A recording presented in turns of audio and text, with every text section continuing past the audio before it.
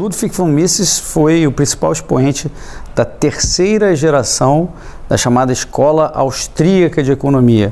A Escola Austríaca foi uma das escolas que fundou a nova economia, que depois veio a se chamar Escola Neoclássica, através do livro do Karl Menger, em 1871. Essa foi a primeira geração, Karl Menger. Depois veio outra geração, e aí Mises, que é considerado o maior expoente da Escola Austríaca de Economia, ou pelo menos é por mim, Mises trouxe muita coisa nova para a Escola Austríaca, que eu posso falar mais adiante. Mas ele lecionava em Viena por muito tempo, depois, com a ameaça de os nazistas invadirem a Áustria, ele passou a lecionar na Suíça, e quando ele se deu conta, Hitler já tinha cercado a Suíça por todas as partes, e ele teve que fugir pelo meio da França, em estradas vicinais, até conseguir chegar aos Estados Unidos só com a roupa do corpo, basicamente, tendo que recomeçar a carreira dele do nada, numa nova língua que ele estava pouco acostumado, que era o inglês, e a partir daí ele escreveu O Ação Humana, que é o tratado dele mais importante, onde ele analisa a economia de forma sistemática. E a partir de então a reputação do Mises só cresce.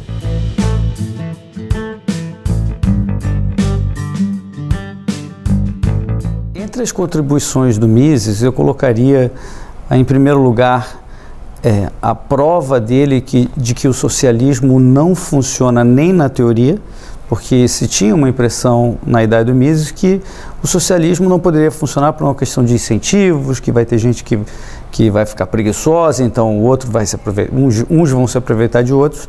Mas o Mises, em 1920, escreve um paper importantíssimo que poderia ter ganhado o Nobel, se ele tivesse vivo lá na frente, que foi o cálculo econômico em uma comunidade socialista, onde ele demonstra que, como o socialismo, todos os meios de produção, todas as máquinas e tudo que você usa em processo produtivo está concentrado nas mãos do Estado, então não tem compras e vendas desses meios de produção.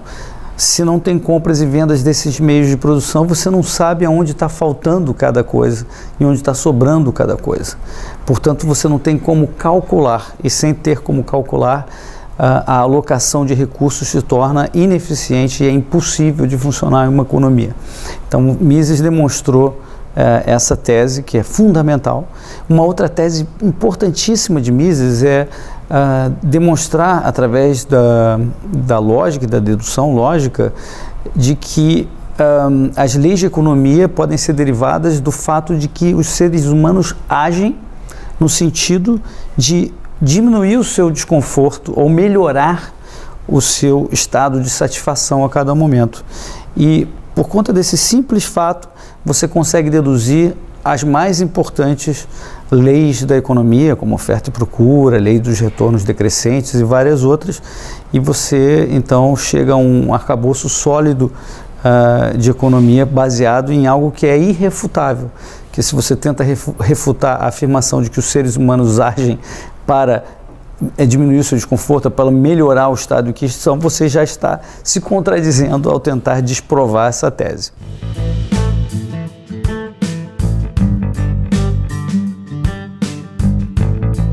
Hoje a academia brasileira é dominada pelo marxismo, é um caso peculiar, são poucos os países em que há uma hegemonia do marxismo. Eu acho que está diminuindo um pouquinho, mas ainda é bastante hegemônico o marxismo. E esse slogan, menos Marx, mais Mises, que surgiu de forma espontânea e por acaso, e de repente virou logo através de um de nossos leitores do Mises Brasil e tomou conta do mundo, eu acho que ele teve tanto sucesso porque retrata fielmente uma necessidade que a gente tem. Porque as teses de Marx são hegemônicas e as da escola austríaca quase não aparecem. Elas deveriam, no mínimo, ter igual espaço. E por que elas se contrapõem? O que é isso? Por que a gente gostaria que tivesse menos dessa hegemonia Marx e mais Mises? Porque Marx defendia na sua análise econômica, na sua metodologia econômica, ele defendia que nós estamos segregados em classes. Se você está numa classe que é burguesa, porque você emprega pessoas, você funciona e pensa de uma determinada característica e você é considerado automaticamente um vilão. E se você é o trabalhador, o que é empregado, o pobre, você é o virtuoso e é quem está sendo explorado. A gente acha que essa tese tem dois problemas. O primeiro é que ele vê a sociedade através do holismo metodológico, enquanto a escola austríaca advoga que você deve analisar a partir dos indivíduos, porque são os indivíduos que agem, os indivíduos que têm desejos, anseios e vontades, e a partir daí é que eles tomam suas ações. E o Marx dizia que o trabalhador ele é explorado porque na teoria de valor que o Marx tinha, ele mostrava, ou ele pretendia demonstrar que o valor de cada produto depende do trabalho envolvido na sua fabricação. Então, o trabalho envolvido na fabricação de qualquer produto, na visão de Marx, explica o valor do produto como um todo. E se, portanto, sobra lucro, isso significa que está havendo algum tipo de exploração. Alguém não está recebendo o valor devido. E Mises, e antes dele até Baumgartner, demonstraram que essa tese não é verdadeira, essa tese é falaciosa, que na verdade o empresário adianta valores a seus funcionários.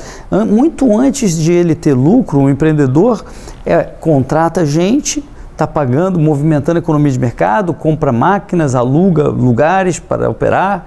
Portanto, esse adiantamento, muito antes de ter lucro, é algo que tem que ser remunerado. E, portanto, não é uma exploração. Portanto, as visões de mundo de Marx e de Mises são diametralmente opostas em suas bases fundamentais. E é isso que eu acho que deveria ser mais debatido na academia.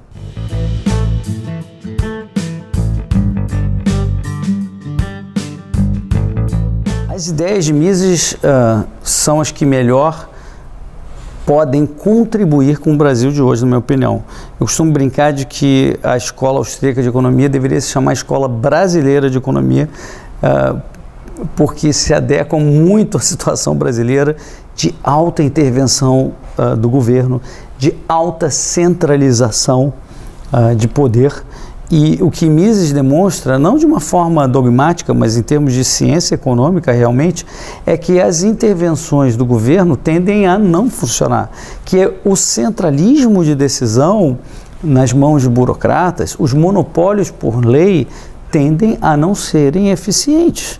Portanto, esse é o erro que nós cometemos no Brasil desde sempre, uma intervenção indevida do Estado, desse ser que é capaz de usar sua força para tributar, regular, obrigar, proibir, mesmo quando não são questões como nós liberais acreditamos, defesa de vida, liberdade e propriedade. Mas o Estado vai muito além disso e isso explica muito do baixo crescimento brasileiro, de a gente estar ficando cada vez mais para trás em relação aos países emergentes, né? Por exemplo, a Coreia do Sul, que há 30, 40 anos atrás tinha uma renda per capita similar à brasileira, hoje tem uma renda per capita 80% da renda per capita americana, e o Brasil continua abaixo de 20% da renda per capita americana. Portanto, a Escola Austríaca de Economia e, em particular, as ideias de Mises, eu acho que podem fazer diferença muito importante para a gente voltar a uma trajetória de mais igualdade de oportunidade na sociedade, mais prosperidade, mais crescimento econômico, menos inflação e outros.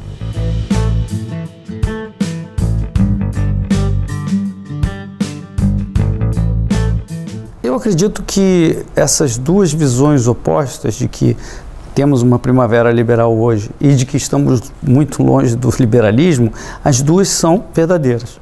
Porque como a gente partiu de uma base muito baixa, ou seja, o liberalismo passou longe do Brasil, qualquer avanço, como a gente está tendo substancialmente, é enorme, mas ainda assim estamos muito longe do ideal. Tem muito a fazer ainda. Então essas duas coisas são conciliáveis. A diferença para outros momentos de liberalismo no Brasil que a gente teve gente como, por exemplo, o Roberto Campos. Meu pai também contribuiu para o liberalismo. Houve momentos pontuais de algum avanço de ideias da liberdade, mas em geral dependeram de uma pessoa específica. Não foi um movimento de baixo para cima. E essa é que é a diferença. Há algo ali em torno de 2004, 2005, 2006, entre elas a criação do Instituto Millennium, mas também e principalmente essa garotada que se unia em torno daquela rede social, a primeira, a tal do Orkut, que a partir dali começou a discutir uma nova visão de liberalismo, que não ficava falando economês, não era só aquele linguajar técnico, mas sim um linguajar mais amplo, capaz de falar aos corações das pessoas e remover as inconsistências do liberalismo, entre aspas, que vinha sendo propagado pela geração anterior, que a gente conhece aqui pelo termo de neoliberalismo geral. Então, não era um liberalismo verdadeiro. O neoliberalismo é um liberalismo de intervenção em diversas áreas da economia, seja moeda, crédito, agências reguladoras, infraestrutura básica e etc, etc. O Estado gerindo escolas e saúde, ao invés de apenas apoiar, se for o caso, se o setor privado não o fizer em quem realmente precisa. Então, esse era o liberalismo antigo. A partir dessa confusão que houve, dessa mítica Kombi liberal que surgiu ali no Orkut, é que começou a ser propagado um liberalismo que hoje está influenciando o Brasil, que é um liberalismo mais que apresenta uma utopia, pelo menos uma utopia no sentido de que não vai acontecer amanhã, mas que possa se confrontar a tal utopia da igualdade dos marxistas, né, que imaginavam todo mundo igual, pelo menos os trabalhadores iguais. Os burgueses a gente se livra deles de alguma forma, mas os trabalhadores iguais, de mãos dadas, cada um com seu pão com mortadela. Mas a nossa utopia liberal é uma utopia de vida, liberdade, propriedade, sendo defendidas sempre em todos os casos. E, portanto, esse novo sabor de liberalismo chegou mesmo a questionar a tese de vamos defender a propriedade, mas para isso vamos violar a propriedade, confiscando a propriedade em termos de impostos para proteger a propriedade e vida das pessoas. Isso parece inconsistente e é inconsistente. E portanto, esse novo sabor de liberalismo que está aí começou a empolgar principalmente a juventude e está fazendo o efeito. Por isso que a gente vê por aí menos Marx mais Mises, imposto é roubo e várias outras coisas que seriam consideradas estranhas e curiosas há 10 anos atrás. Eu acho que isso vai seguir acontecendo porque, diferentemente do que aconteceu no passado, esse é um movimento sustentável. É um movimento em que há uma infraestrutura para ajudá-los a se desenvolver. Hoje já há 30 think tanks vinculados à Rede Liberdade, por exemplo, há grupos de estudo, centenas de grupos de estudo no Brasil inteiro e, principalmente, garotada.